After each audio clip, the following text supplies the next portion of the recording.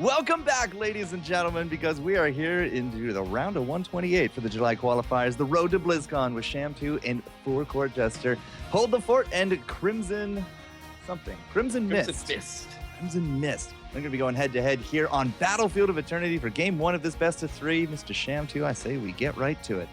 Let's do it. We've got the draft already for the map. We're going to be seeing Battlefield of Eternity for game number 1 here of the best of 3 between these two teams in the round of 128. And we've got our first picks and first bans going down. We've got that first ban, Vala, going down there by Hold the Fort. We got a first ban, Jaina, coming out there from Crimson Mist. So, first ban, Jaina, the Vala is really confusing, but already I can kind of tell that these teams have a little bit of an idea of what they want to play versus what is the current meta, because there's no Zeratul ban. The Jaina was the second ban, and Zeratul wasn't the first pick. It's a Muradin. Yeah, Muradin is really not a bad pick, but first pick, it's a bit weird. There's no Zeratul, so yeah, I mean, I guess Crimson Mist has to pick up that Zeratul and then whatever else they want. If they've got a confident Zeratul player, though, that always comes down to it. You can have a Zeratul on your team just to deny the enemy team, but you have to have some sort of confidence that you can throw down a good VP, and as a Void Prism, that is, and, do damage. And now Crimson Mist, they're really taking their time, actually, debating about who they want for a first pick. It's Battlefield of Eternity. We've seen really good uses of Abathurs, Zagaras, Nazebos. You cannot really go wrong with the mages. I mean, Flamestrike by itself at level 13, level 16, coming in for Kel'Thas is a big reason just to take that hero. But Crimson Mist, they're going to be more than happy, it seems, to pick up the Zeratul first and Johanna to follow. Zeratul and Johanna, both of them very, very good pickups. Since there's no Jaina, so we're not going to be seeing the J&J mix-up, which is Condemn into Blizzard, which is just absolutely amazing. However, Hold the Fort now has to pick up their second and third picks. They probably want to support at this level just so they can get the support that they want. The second ban phase is coming on up very shortly, so they need to make sure that they're not going to get stuck with an Uther or something, because Crimson Mist will be able to get those first picks after the next ban phase. But already they're picking up a Falstad. The bird has been getting a lot more play, these days. I wouldn't quite call him that. Why does it still say Cursed Hollow? Battlefield, please. There we go. Battlefield of Eternity, not Cursed Hollow, guys. But yeah, Falstad has kind of come back into it. We see him a lot with mage comps or anti-mage comps. But as a first round pick before the bans, or a second round pick before bans, not entirely too sure we've ever seen him prioritize that highly. This is the weirdest drafting I've seen in a bit, only because of the bans. Jaina and Kel'Thas are banned out. I don't think I've seen this in a long, long time. And no casters. And better yet, there's no Sylvanas on deck yet either. Right. So Malfurion gets banned out here. I hope Hold the Fort know what they're doing. Yeah, know what they're doing here. They're giving them they're giving Crimson Mist a Rhaegar right now. Yep, Rhaegar Sylvanas could easily be put right into this combo. Right. I mean, Malfurion's still good. I still hold that Rhaegar as a better healer than Malfurion. So, wow. Double warrior, and one of them's an Arthas. There's been a heck of a lot of Arthas play this weekend. Like, I think every single stream has had an Arthas on it now. I haven't seen. Okay. All right. Now we go in. Now this is something. We going boss up in here. The Robo Boss of Gadget Sand. Gazlo's coming on in here for Crimson Mist. So he has, I mean, if you're going to be going for some sort of zone control like you will around Immortals, putting down those turrets is going to be a pretty nice advantage either for the offensive or the defensive. However, it's whether or not you can actually get that set up, and it really is on your opponents to have to walk into those turrets. Okay, well, today is the day. I mean, I knew that we were going to start off in the round of 128, but these picks are totally something else. Nova, Falstad for the damage dealers to try to pave the way for the Butcher on Hold the Fort.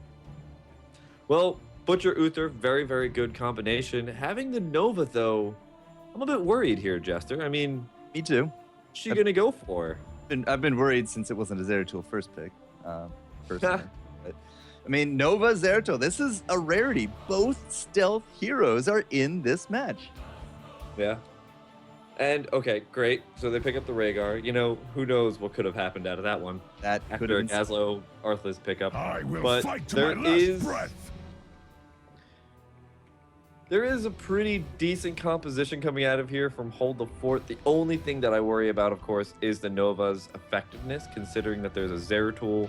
If she can spot and like snipe down that Zeratul, A+. But there's not that many she can't.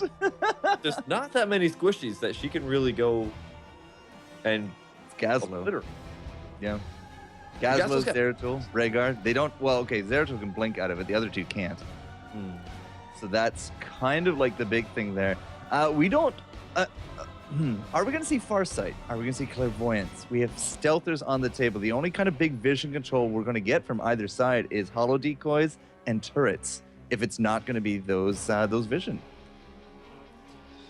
Yeah, I mean that's nobody's really got vision here. There's no vision at all. Nope. There's no Zagaras. There's no Sylvanuses. Jaina, Kael'thas were out. Tyrande and her owls are out. Peekaboo is out. I mean, there's Farsight, but that's level 7. You have to give up Cleanse against Butcher. It's a crazy talk. Crazy talk, Jester. Crazy talk. Or Lightning Shield against the Bursting Nova. You need to have some sort of way to deal with that burst. So, yeah. This is, as I said, this is kind of new to us. It's our first round match of the day. And this is round of 128. This is kind of where you see a lot of the crazy stuff. 128, 164. It's usually by then that a lot of the better teams have kind of advanced forward. But it's always a treat to see exactly what other people think is going to be good, going forward. A Mirrodin first pick, Falstad, Nova coming in. It's not a double support Butcher. It's not a Butcher Tyrande. Like, it's a Butcher Uther Mirrodin, which by all means could actually still obliterate Crimson Mist because of the dive factor. But at the same time, double warrior, double controlling warrior on top of that. Zeratul for the burst, the zone control of Gazlo. Any dive into that has to be super confident that they're going to get out of that alive. Well, you can be super confident you'll at least survive for, 4 seconds? Divine Shield? That's about all you get. Past that,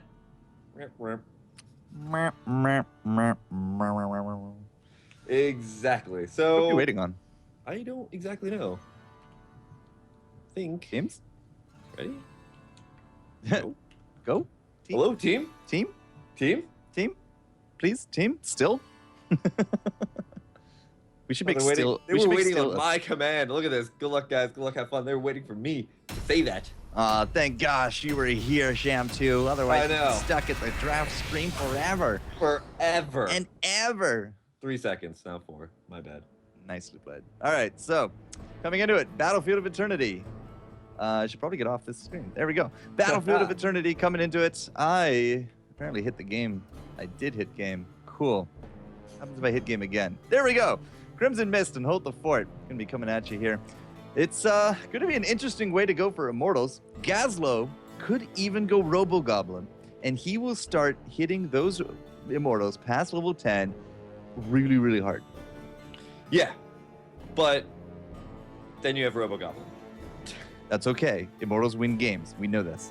Well, they do, but Only if you capture with them. Robo-Goblin, yeah. And to capture the Immortal, to do damage to the Immortal, you have to have some sort of map control, and that's what Robo-Goblin can forfeit. So that's why I would sooner prefer something like a Gravel Bomb. But that's just me. All right, let's get into this game. Jester, who's on the blue side? On the left-hand side, ladies and gentlemen, the top seed of this match, the contenders in blue. It will be Crimson, Tribe 77, Raptor, Monkey, and Plague. A lot of one-name words there. Raptor, Monkey, here. Plague. On Hold the Fort in the red-hand side. We've got... Hold on here. We've got Lord Theos, Darbinson. I was trying to read like half these names. They're all grouped up. Lord Vios, Sorello, and Walker 91. Monkey, Raptor, Plague. Crimson Monkey Raptor Plague. Like, you can almost make a disease out of the team names here on Crimson Would be Mist. terrible. Doesn't it? Someone call Chris Pratt.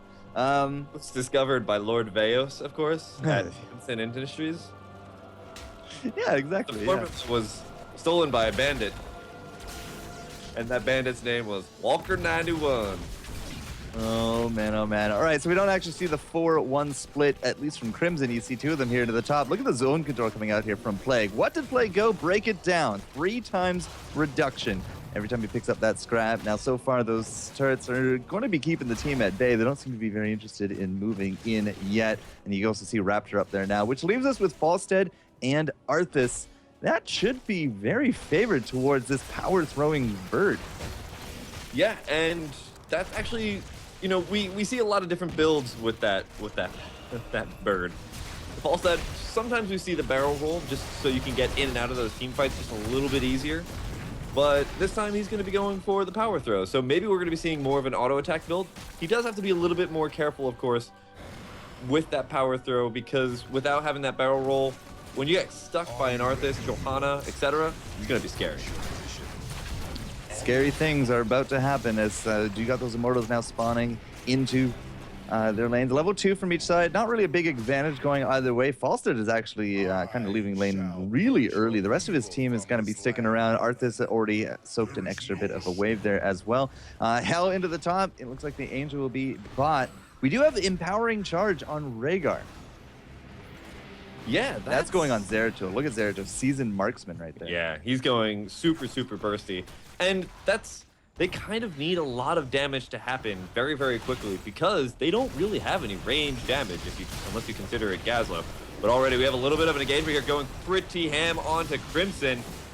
He is not going to be seeing Crimson.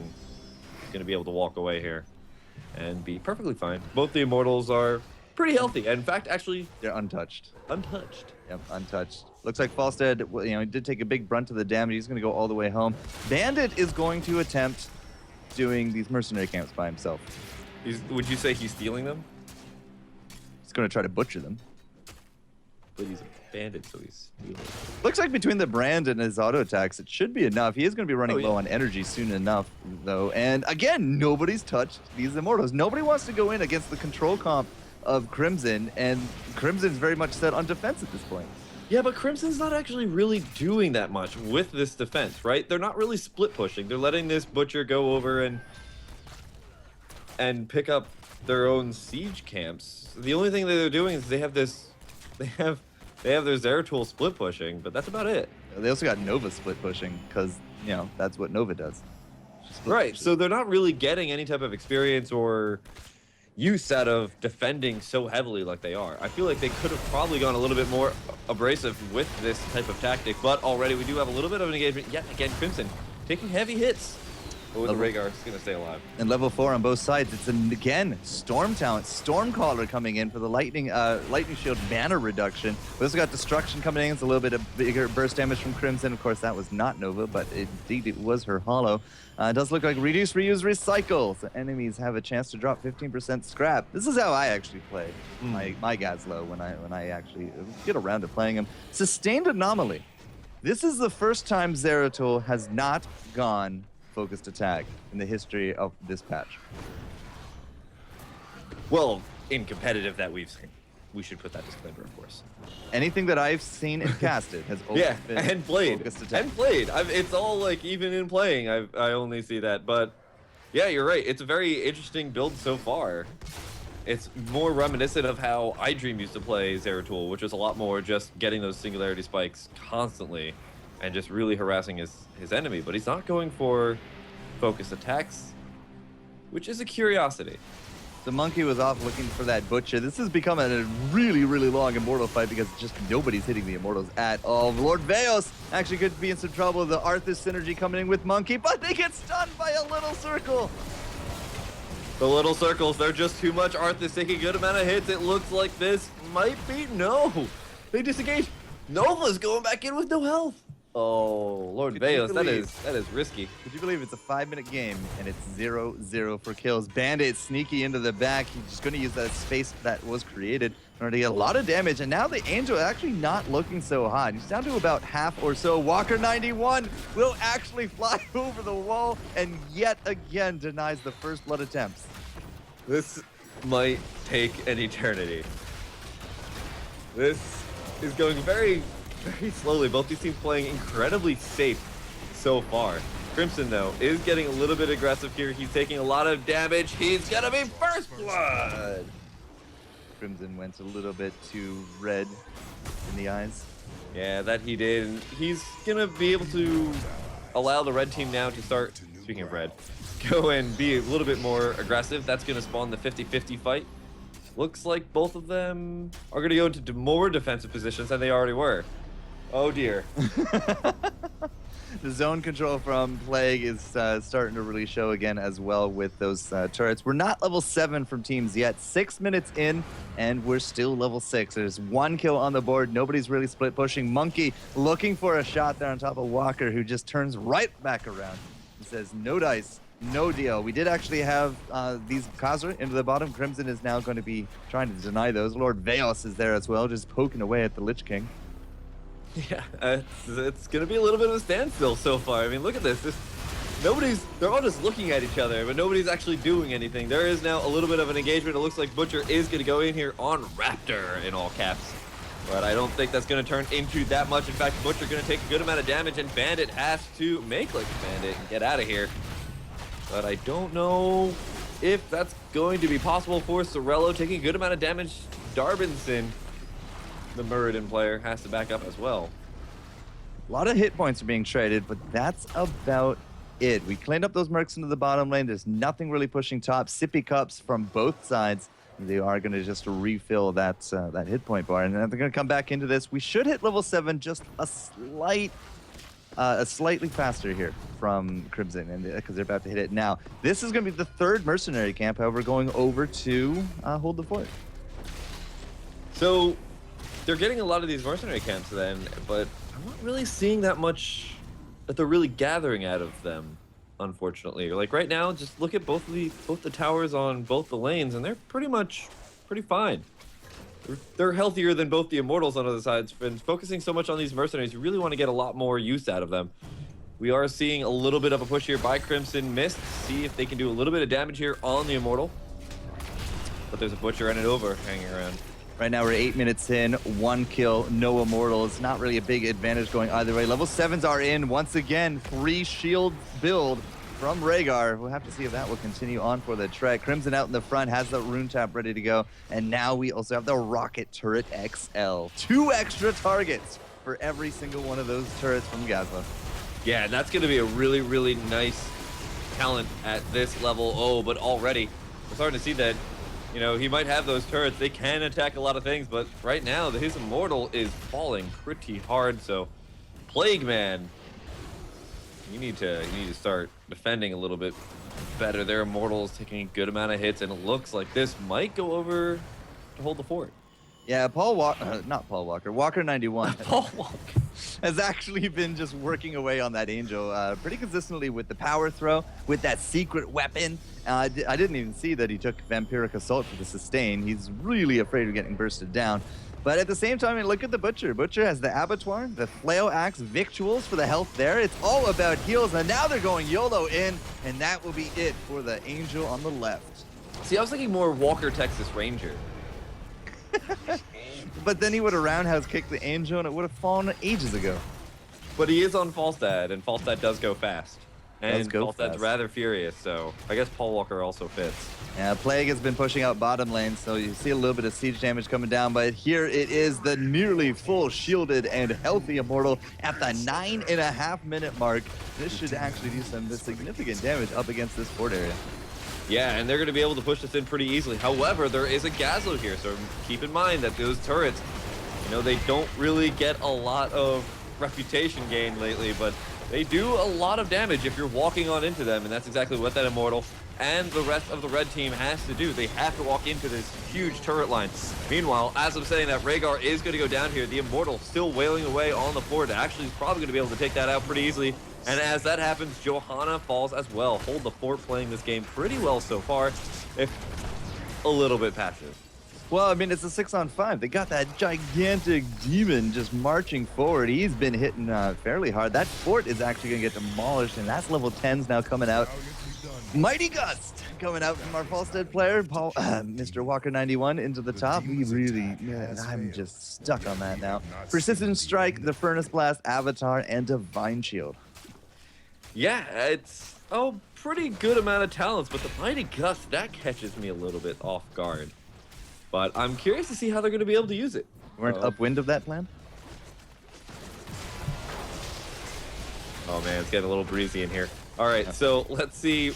I mean, it has to be. Oh wow, they pick up the Gaslow. Where was that? Ooh, in the bot lane. Yeah, that was a sick play against Plague. But I'm curious to see how that Mighty Gust is going to be used, because sometimes you see the Mighty Gust where the Falstad will jump behind the enemy team and push them into your team, but I feel like you can't really do that when you have an Arthas and a Johanna. I feel like that would definitely be a terrible, terrible decision. I feel a little cheated that it's actually going to be Gravel Bomb. I was really hoping to see a Robo Goblin. But we have a Summon Cinder Ghost for the Ancestral Healing, Falling Sword, Hiya, and Void Prison. So the Void Prison, of course, is going to be great, but the Syndragosa, that's what I'm really excited about. Falling Sword. That's another one of those talents that we don't really see too many times. No. I can't actually think of a match that I've seen in competitive with Falling Sword. I mean, the triple stun on Blessed Shield is just way too good. Yeah, and it's really great for just disrupting the enemy so easily. But Falling Sword is also pretty cool because you can engage a little bit harder and just kind of pop up in the middle of the enemy team, as well as disengage. You can actually use it as an escape as well. Yep, absolutely. And we'll have to see if that will come to pass. Something to note is that because of such long Immortal fights so far, we're actually behind the whole level a minute kind of mentality. But here goes the Falling Sword, sir. Yeah, and there's that engagement, but that was a perfectly spent Mighty Gust, I have to say. Pushed the rest of the team away, allowed them to really lay some hurt down on Johanna. Meanwhile, it looks like the rest of Hold the Fort is going to continue on with this fight. Zeratul now is the target of a lot of ire. Monkey might go down here, but Darvinson is out of mana. Crimson trying to turn around. Here comes the Syndragosa, the dragon. Does a good amount of slowing, but that's about it. Doesn't actually really help them out too much, but that's okay. So what's up, Gaslow? Pushing bottom? Cool. We had a team fight mid. 4v5. Not really too much of a surprise to see Crimson actually going to be losing out that fight. And now this actually could be the world's fastest Immortal after our world's longest after that. Right? That was the time delta between the grabbing of the first Immortal versus the second Immortal. Why do they have to go back into defensive positions? Because that's how this match works. Oh dear. Oh dear. Now, Oh dear. so no Gravel Bomb spent as of yet. We still have the Divine Shield and Furnace, would you believe? And the Mighty Gust is still walking around here on Walker 91. So there it is again. There it is again, and that was really interesting. It hit Raptor, but it didn't actually move him, I guess because of the body blocking? Oh, Unstoppable, that makes sense. You're right. I was curious about that. Didn't really quite see the Unstoppable proc, but I guess it did go down. Meanwhile, they do pick up a double kill here, and now they're going to be able to re-engage here on the Immortal yet again. So close to level 13, and that's going to give them just a little bit of a talent tier edge. Plague is, well, maybe about to get cured? No? Well, he did get cured, in a way, for his own team. Did get that Ancestral. Yeah. Big Furnace, though. Boom. Now you got to be wishing that you had that Ancestral ready to go. But, I mean, somebody brought this up in chat. And, I mean, I didn't really think that needed to say much about this, but it's a 5 melee comp coming out from Crimson Mist. Yeah, Yeah. it is. So, I mean, that's what I was saying before. It was like they don't have any range damage. The only they can hope for is Gaslow's turrets. So, Void Prison into Gravel Bomb, Syndra Ghost into Gravel Bomb. These are really the only two kind of wombos we have to set up here. Well, Void into Gravo is pretty nice. Yeah, but we have yet to even cast Gravel Bomb. We have triple the cooldowns. We haven't cast Gravel Bomb yet. That's true. That's true.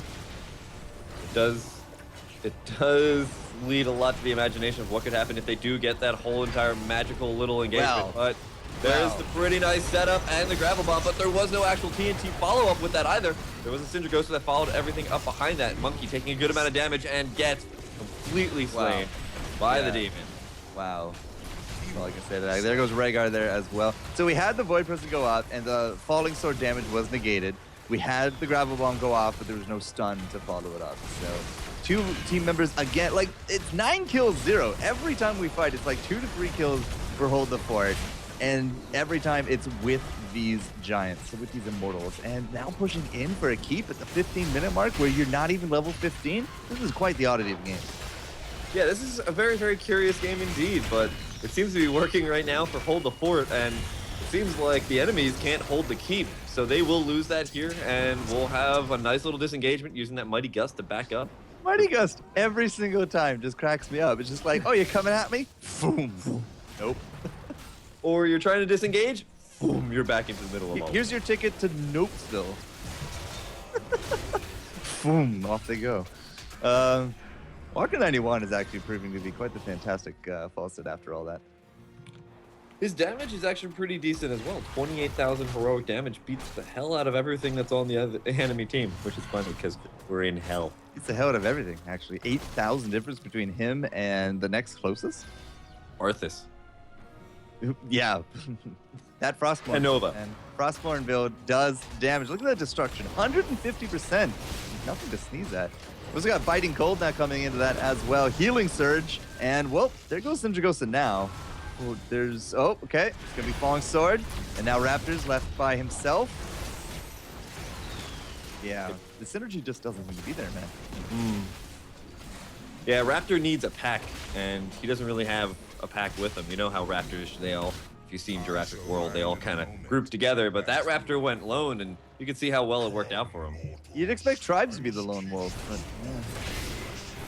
You know, you never know. You never know. These Raptors, they're weird. Remember, it's the Crimson Monkey Raptor Plague. It does things to the mind. That's it. I'm going to become a scientist just so I can name something. The Crimson Raptor Monkey Plague. All right, so the Immortals have spawned here. They are going to be on both the team's sides to attack, so that's going to be very nice for both of them, just kind of who can kill the other one fastest.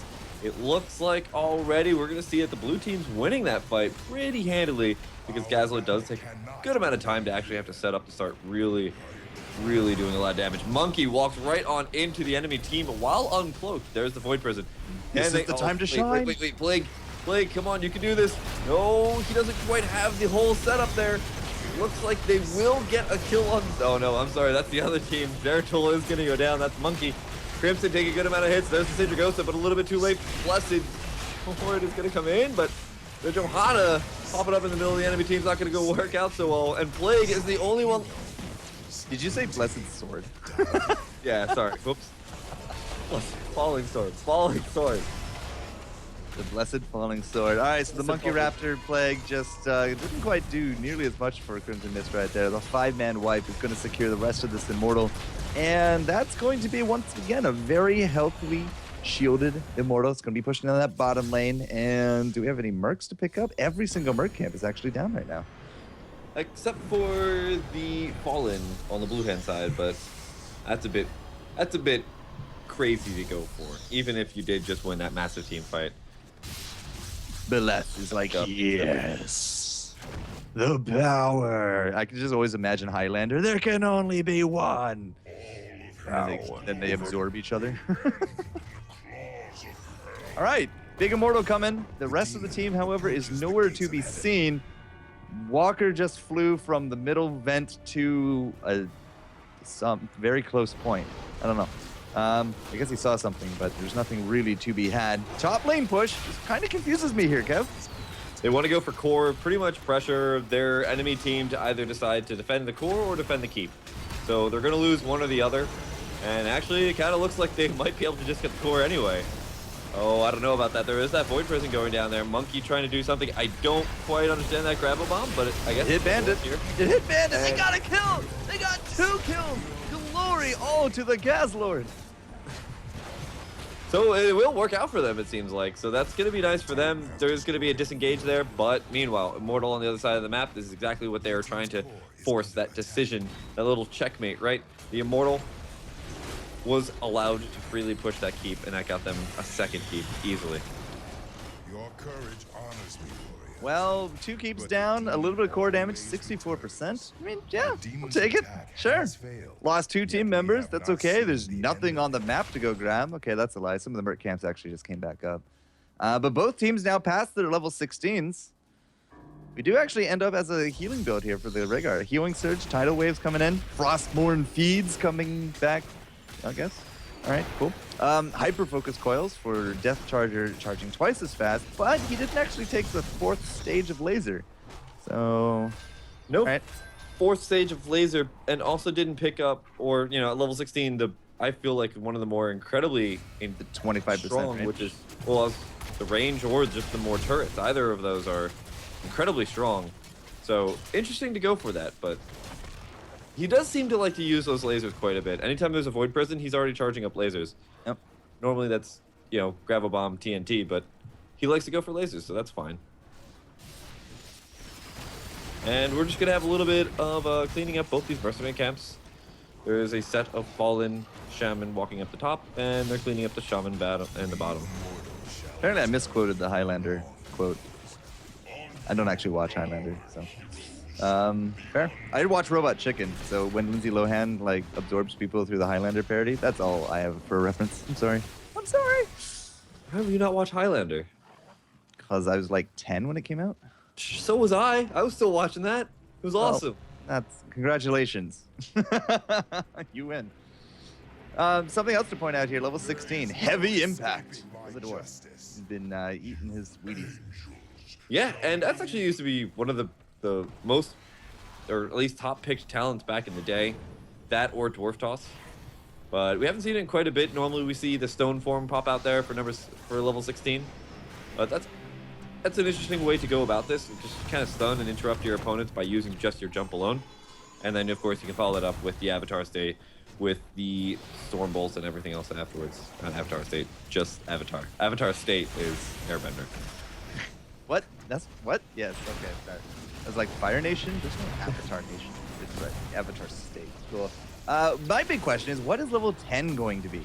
Will we see hardened shields? How many bolts? Will we see actually, like, upgraded precision strike? You mean level 20? What did I say? 10? Yeah, double that. Double or nothing, Kev. Double or nothing, guys. Come on, let's go for that gamble. Speaking of gambles, we got a little bit of a fight going on here. Falling Sword is going to go down. It's not going to actually do that much, though. Zeratul is going to get taken out, but Sorello is going to fall to the TNT. So it's going to be a 1-for-1. But he did pick up Redemption immediately. That gust was so good. That was. Like, Walker 91, please. It is double precision. Oh, what a money precision there as well. Sorello with that Redemption, as he said. They're going to come back on top at Tribes. We got Nexus Blades. We got Redemption Nexus Frenzy here as well. And that's going to be a charge. 1 and 2 for the double. Can we go for 3 in a row? Bandit is on the hunt. Yeah, Plague looks like he is going to be able to get out of this one. He did just jump up on his mount, but that's okay. The red team's like, hey, we'll pick up an Immortal, because if we get a healthy enough Immortal, this is game. Game, set, and match. Well, game is already kind of being decided back at home. We've lost 20% of the core because there's so many catapults. Plague! Oh my gosh, Plague! He nearly died to the creep wave. He was less than 30 health at that point, I think. But you're right. I mean, with this Immortal marching down, this is basically going to be GG. The Crimson Monkey Raptor Plague just, unfortunately, not spreading. And just got sterilized. Exactly. Bam. Medical term. Medical. Sign me up. I'm a doctor. Please don't sue me for malpractice. I don't know. The symptoms of this draft just kind of confused the heck out of us, and it doesn't really look like it performed by the end of it anyways. 18-4 for kills, down a whole level, but a very important level. We're still about to need that 20. We need that 20 right now. 20 CCs of heroic stat. 20 CCs of heroics. They need a lot more than 20 CCs. They need about 8 gigatons worth of shields on the core, because it's taken so many hits. There's the Void Prison to lock up everything. The Furnace Blast still went off. That's interesting. And it's going to be game before the Immortal even gets there. The Immortal just flew away. What? Yeah, Did you see that? That's what happens. Oh, if the Immortal's on the floor, then yeah, he flies away at the end of the game. He's just like, my work here is done. My people need me. I was about to say. Boom. Off he goes, just like Superman. I don't think I've ever seen that before. Maybe I just don't pay attention. I'm like, Psh, we won, and then I just like alt F4. GG, alt F4. And then because you disconnected, Blizzard robs you and thinks you're a robber, or thinks you're a leaver. Or a bandit. Or a bandit, yeah. I gotta say, Hold the Fort held their own very well. That very defensive early start kind of ended up being their saving grace. And 25-minute game, and we just hit 20 at the end of it for both teams. Immortal is really a different beast, sir.